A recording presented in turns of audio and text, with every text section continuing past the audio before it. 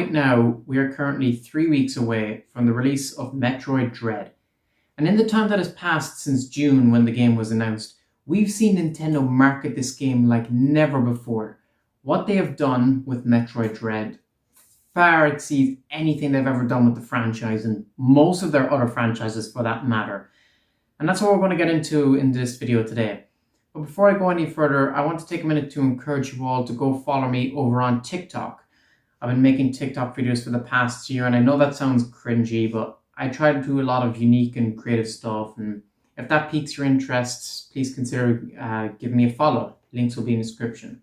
In the past, with previous Metroid games, they've usually announced them and then done one or two trailers afterwards, and that would be it. Even with Samus Returns, we had the original announcement trailer and the Treehouse playthrough of the game. And then we had 2 or 3 short teaser trailers afterwards, but that was it. There was no massive marketing push. They had a few cardboard cutouts in some retailers, but that was about it. With Dread, everything has changed. We had the announcement trailer at E3. Then we had 40 minutes of Treehouse footage for the game. Then they released their first Metroid Dread report that day. About 2 to 3 weeks later, we had the second report, and we had the Glimpse of Dread trailer. And then about 2 weeks after that, again, we had another Glimpse of Dread trailer, along with the third report. And then we had the fourth report, again, like 2 to 3 weeks after that. And we had our fifth report sometime around, I think it was on the 6th of August for the 35th anniversary, which is when we got the second trailer. And then we had one more report, I believe, since then. And then the most recent report, which came out recently with the overview trailer, which was report 7. So they've been coming out every 2 to 3 weeks, something like that. But outside of the reports and outside of the trailers, Nintendo has been posting about Metroid Dread almost every single day on their social media. The Republic side of Nintendo's social media has been posting exclusive footage. Nintendo of America, Nintendo of Japan. So all these pages are going all in with it. Even after the announcements, they originally changed their heading and their profile picture on Twitter to Samus for a while. That's crazy. They've never done that with Metroid. The only games they ever do that for are Mario and Zelda. And what's inspired me to make this video is I came across this thing yesterday where it said that apparently Nintendo's also putting up posters on the sides of trains in Japan. Yes, they're putting posters in fucking train stations now. The only games they've ever done that for are Mario and Zelda. That's it. They don't even do it with Pokemon. They're doing it with Metroid. Just let that sink in for a moment. A franchise that hasn't sold well at all, yet despite the fact that it's hugely influential in gaming history, it's a franchise that didn't sell well and was sort of neglected as a result. It's now getting this massive mainstream focus. That is unfathomable to me. And so the point I want to make with this video is I'm trying to wonder, what's the next 3 weeks of marketing going to look like?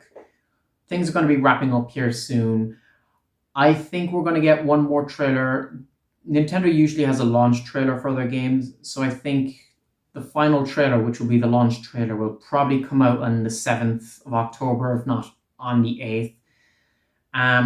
I think we're going to get 2 more Dread reports in between.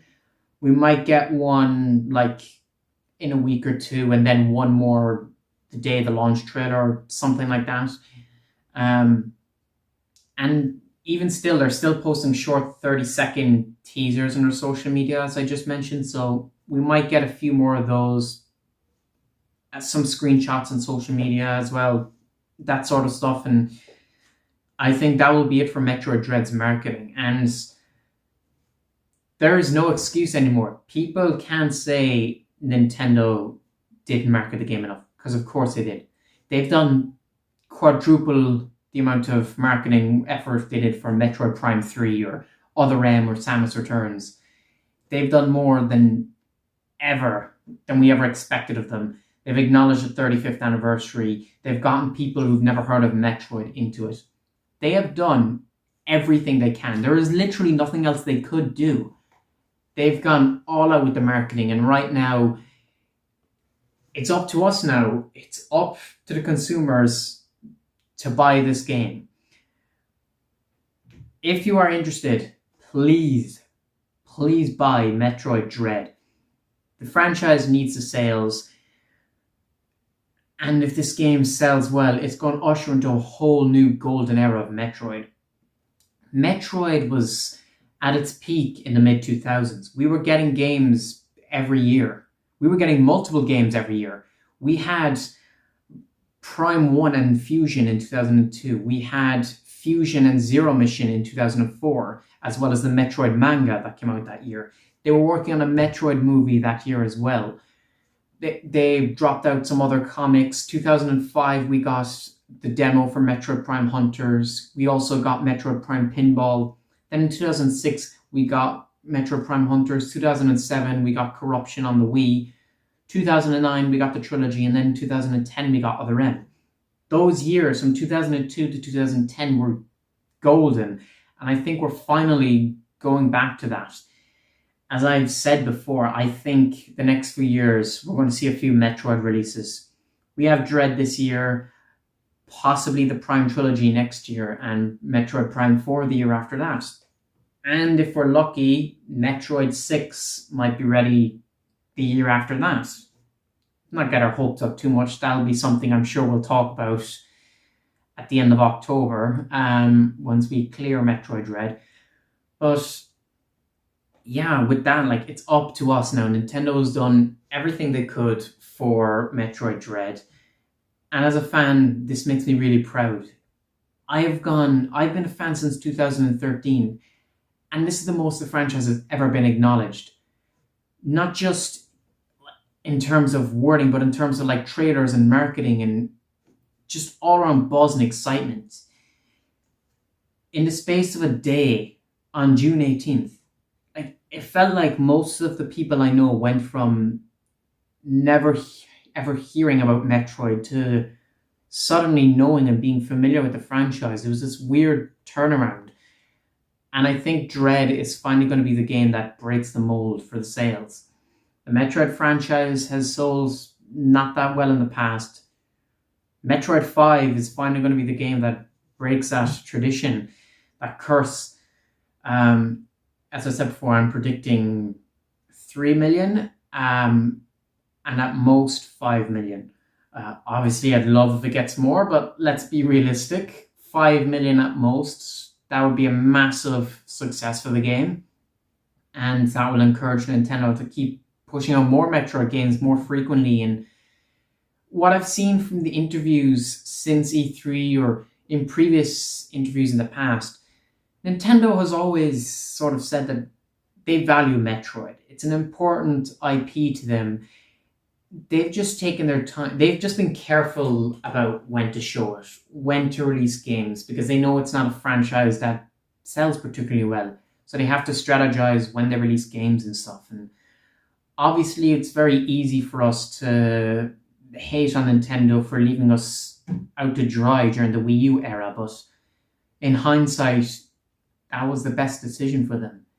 Nintendo's point of view was that they didn't want to make a Metroid game for the Wii U, because if they did, you're selling a game that doesn't, in a franchise that doesn't really sell well, on a console that barely anyone has. That would have been a recipe for disaster. And I'm glad that they kept Prime 4 and they kept Dread for the Switch, because everything is aligned. There is nothing that could go wrong at this point. It's all down to us. And I'm really excited for what the future holds. 3 weeks. I literally cannot believe we're 3 weeks away from this game that I've been talking about since 2013, that people have been waiting for since 2005. I say it in every video, but words really cannot describe the excitement I'm feeling.